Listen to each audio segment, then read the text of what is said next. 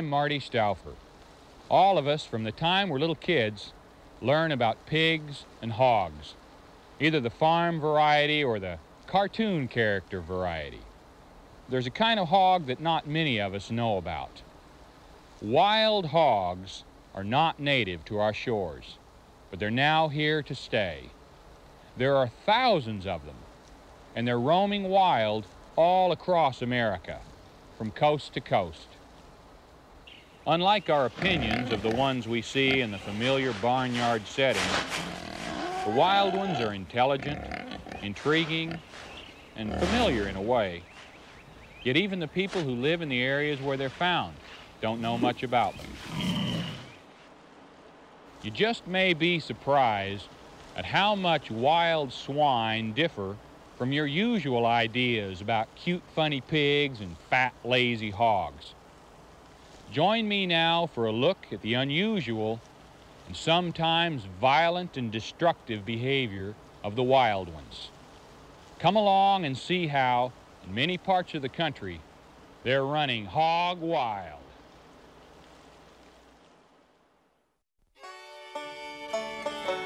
Of all the animal oddities, these creatures rank high on the list. Hogs. They were food stored on the hoof for early explorers.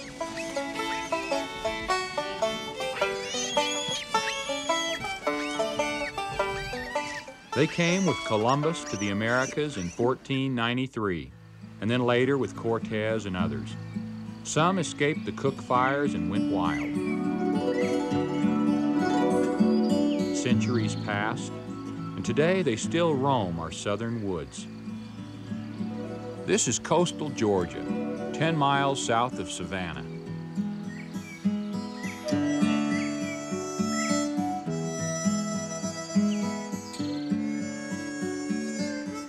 Rooting their way through life, they are probably best known by their snout, a flattened disc full of olfactory nerves.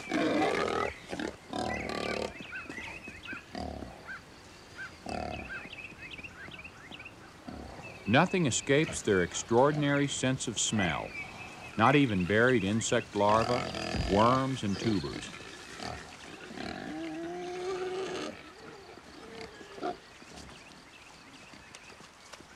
Most people think of hogs as vegetarians, eating corn and other grains. But wild hogs will eat almost anything they can uncover or overcome, including other animals, dead or alive. Lizards, snakes, frogs, rodents, even deer fawns. Not always that predatory, hogs depend on acorns as an essential part of their diet. Here in Georgia, they're from live oaks. The species of oak varies in other areas, but the acorn crop, called mast, is just as important. The autumn abundance or scarcity of acorns means the difference between winter feast or famine. And the expression root hog or die is especially appropriate during a bad year.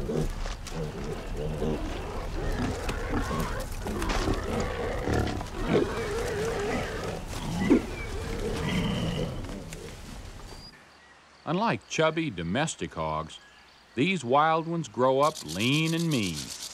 They can even survive the bite of a rattlesnake. It's thought that the layer of fat under their skin either absorbs or somehow neutralizes the venom.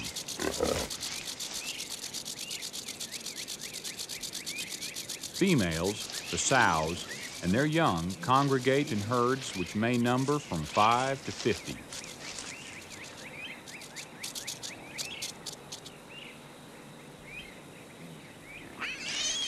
The older males, the boars, usually live alone, except for rejoining the herd when a sow is in heat. The tusks continuously grow and grind together. The harder top tusk works just like a whetstone, keeping the longer bottom tusk razor sharp.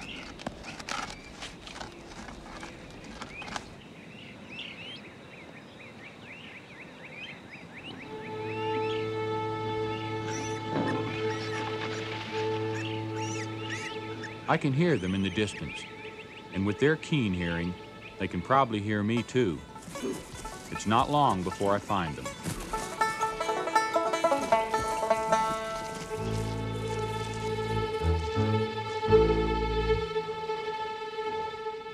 The boars cut open pine trees and regularly rub on them. This rubbing builds up a shield of thick cartilage and a layer of pine resin on their shoulders. These resin-coated shields are protection from the slashing tusks of other boars. With his sharp tusks and shielded shoulders, a boar is always ready for attack or defense.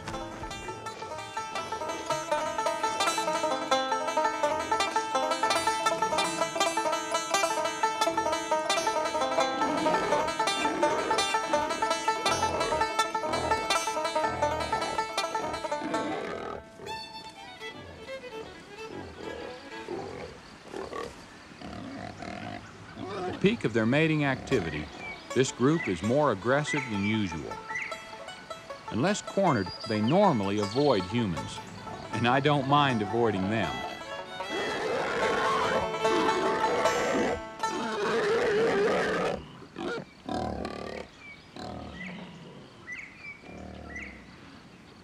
They make it very clear that they don't like my intrusion on their privacy.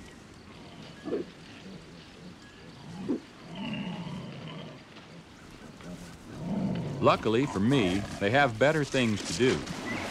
Since hogs have no sweat glands, they're never far from mud wallows or water where they can cool off.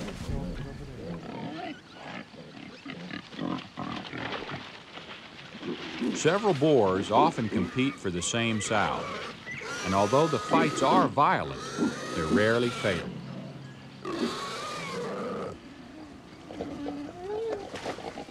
I continue to watch and discover there is a sow in heat nearby. In warmer climates, they mate year-round. The most amazing thing about the penis of a wild boar is not that it's 18 inches long, and it's not even that it has a peculiar corkscrew device on the end. The truly amazing thing is that it twirls around and around as the animals copulate.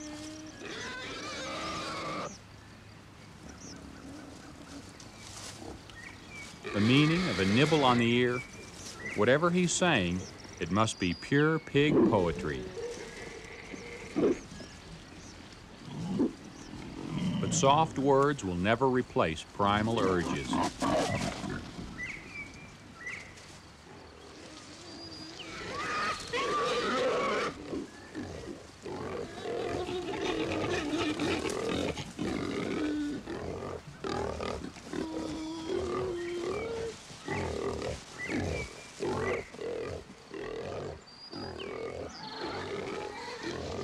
After mating, the boars, battle-scarred and weary, will return to their solitary lives. 3 months later, the pregnant sow breaks off and collects plant material to build her enlarged nest. A trail of chewed-off stalks leads me to it. The nest is a cleverly constructed hiding place for her newborn piglets. Because they're born nearly hairless, it's also a warm haven for their first week of life.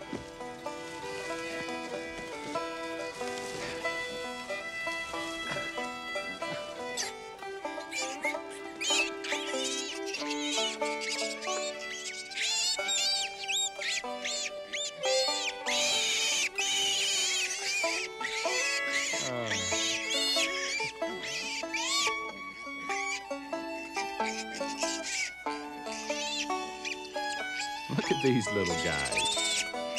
You like to squeal, don't you?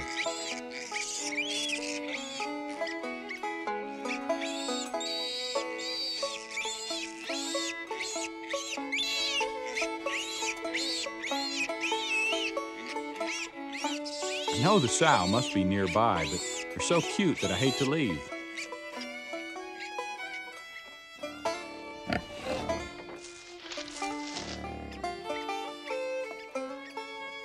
Although these little ones already have the small, sharp canines that will eventually grow into tusks, they won't have large tusks for 2 more years.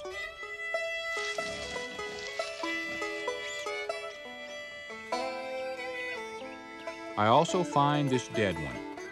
With 10 or more in a litter, a small newborn can easily be smothered by the sow.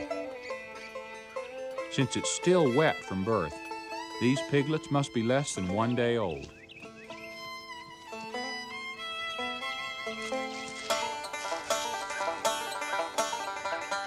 Cautiously and quickly, I leave Mother Hog to her family duties. As a protective parent, she could be dangerous.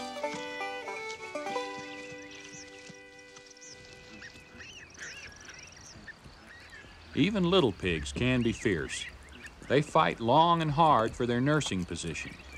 Soon a suckling order is established. In this mini hierarchy, each little animal wins by having its own specific nipple. It's always funny to me that such a cute little baby can grow up to be such a, well, a not so cute adult.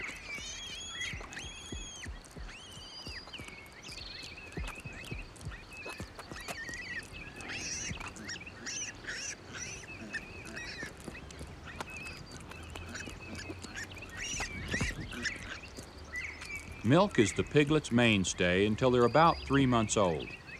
Then they begin to sample other food.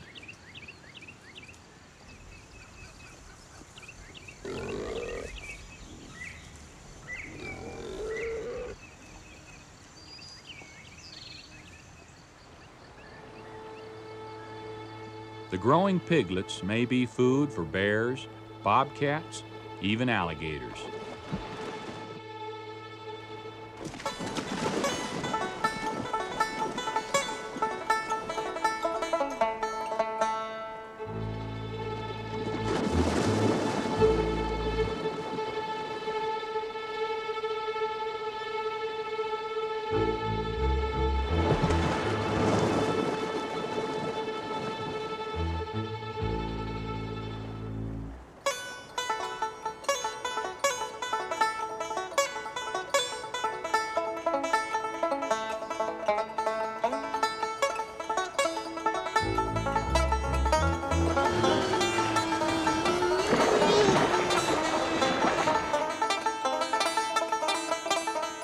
Only about half the litter survives the first year. Those that do face better odds of making it to adulthood.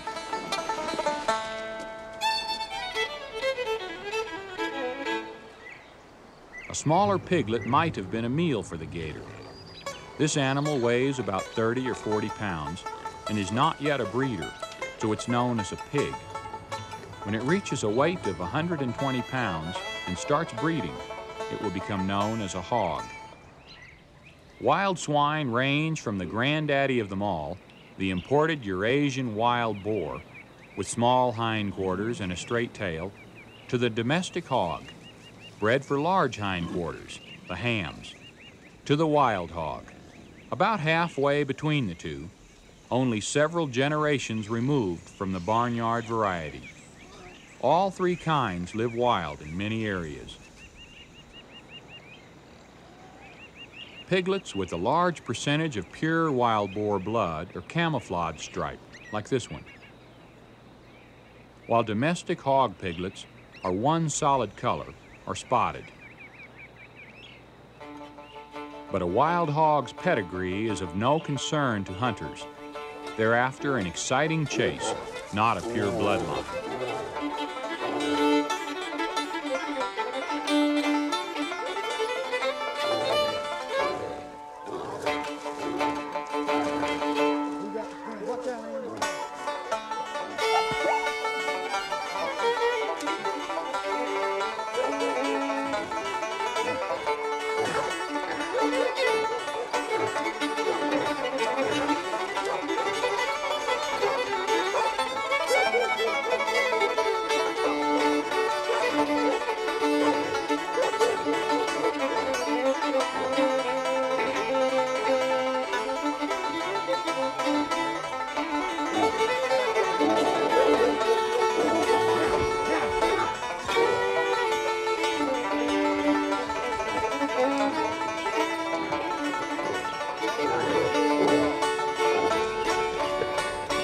They're often shot at this stage of the hunt, but catching one by hand and hog tying it is an even more dangerous challenge.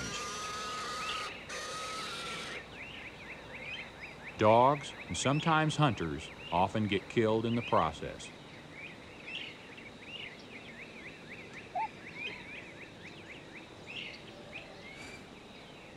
Even when captured, the boar still defiantly sharpens his tusks.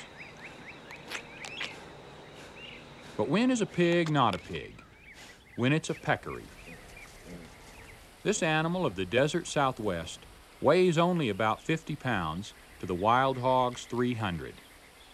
The peccary is in a family all its own, and unlike the hog which came from Europe, the peccary evolved here in the Americas.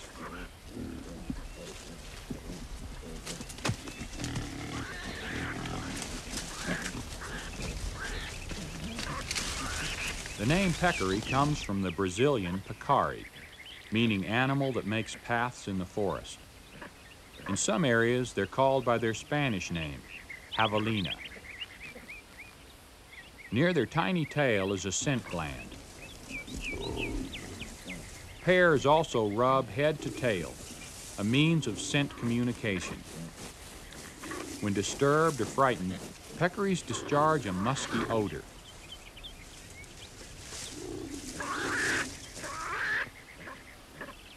Peccaries usually run from humans and are rarely as aggressive as wild hogs. The tales of them eating rattlesnakes are not true. But they do eat just about everything else the desert has to offer, including an unlikely item, the prickly pear cactus.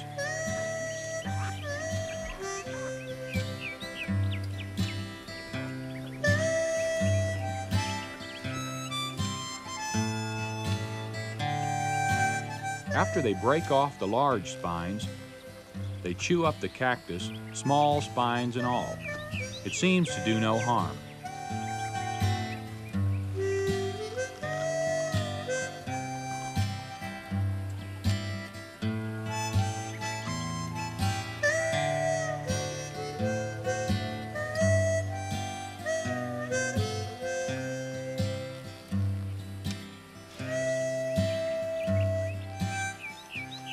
In hot weather, mornings and evenings are spent feeding, and afternoons are reserved for long siestas.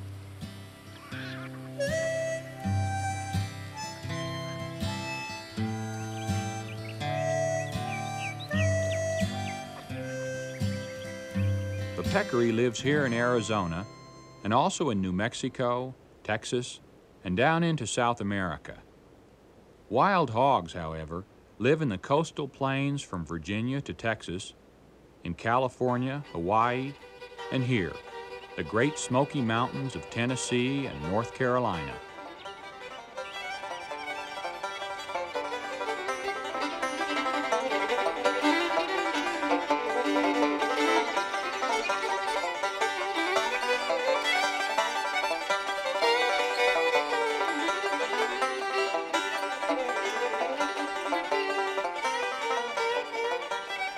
In the Smokies, wild hogs have become quite a nuisance, as we'll soon see. 70 years ago, a dozen pure wild boars from Europe were brought to a private game preserve in North Carolina. They were fenced in and not hunted for 10 years. Then, so the legend goes, an European-style hunt was held, complete with horses and spears. In the confusion, many of the pure wild boars crashed through the fence and scattered in the mountains. Over the years, they spread and mated with escaped domestic hogs, so that today's wild hogs are a 50-50 mixture. In theory, one breeding sow could have 7 million offspring in 10 years. In reality, they don't produce that many, but in California, they've been doubling their population every 6 years. They are by far the most prolific large animal in America. And all those little piglets have created one big problem. Their constant rooting literally plows up natural plant communities, pollutes streams, and causes erosion.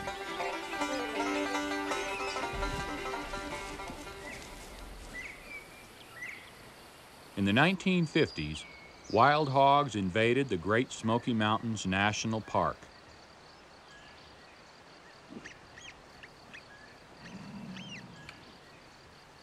And today, these aliens compete with native wildlife for a limited acorn crop. They also eat wild turkey eggs, deer fawns, and certain salamanders, which are endangered already. This newfound home of the wild hog is the age-old refuge of the black bear. There are some records of bears killing boars, and some of boars killing bears. Even though the two species compete for food and living space, for the most part they avoid each other. Bear cubs and piglets are not yet aware of these facts of life.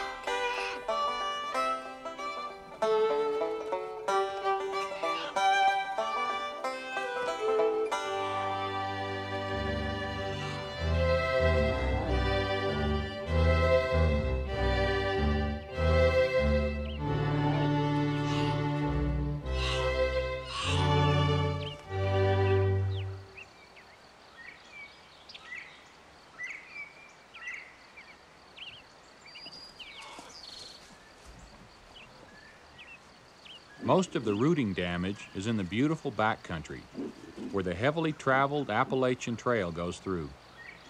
More people visit here than any of our national parks.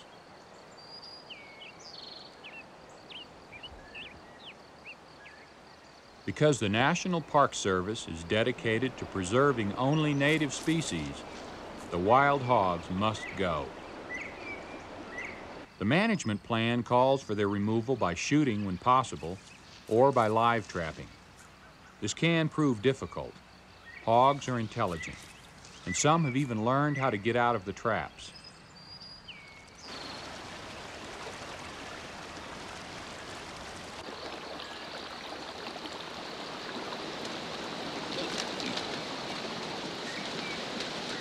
You often catch a sow with piglets? Do you? Yeah. But most of the time you hardly ever get the sow, most of the time you get the pig. Once in a while you get the sow with the pig. They're hard to trap. So they're hard to trap. Because they're... Once they see pigs trapped in the trap, you know, they're hard to get to go in. Are they as intelligent as everyone says they are? Sure are. Is that right? Well, what I say, the smartest, dumbest animal. They're dumb in some ways to the, you know, smart in others. I'll be. It takes quite a while to catch them. How many trap nights do you think? Well, trap nights, some nights you go a week at a time and never get one, and, you know, according to the time of the year, they've got plenty of food, they're hard to catch. They're hungry, they're easy to catch. When finally trapped, the animals are released into open hunting, wildlife management areas outside the park. They still get shot at, but in the process provide sport for the hunting public. Even though hunters in America kill at least 100,000 a year, wild hogs are still expanding their range.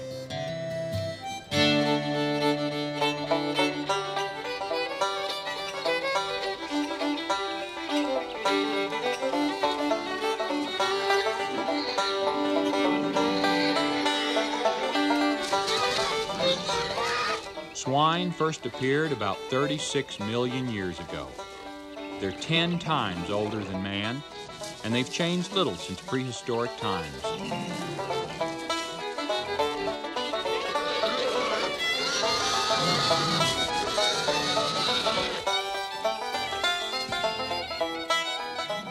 all modern domestic hogs descended from the Eurasian wild boar, and sometimes it shows.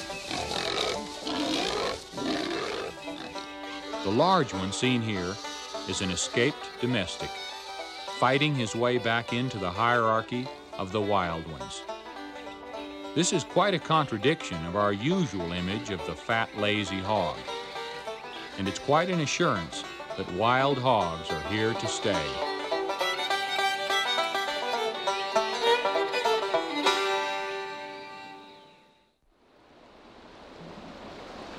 Sometimes desirable and sometimes controversial, there's been a lot of debate about what should be done with wild hogs. No one is arguing that they're in any danger of disappearing. The lesson to be learned here is that whenever we tamper with nature, we almost always create larger problems than we solve. And for better or for worse, these creatures are going to be with us from now on. In the future, we should certainly be more careful with animal imports from other countries. In this way, we can protect our own wonderful wildlife and not have a lot of foreign species running hog wild. I'm Marty Stouffer. Until next time, enjoy our wild America.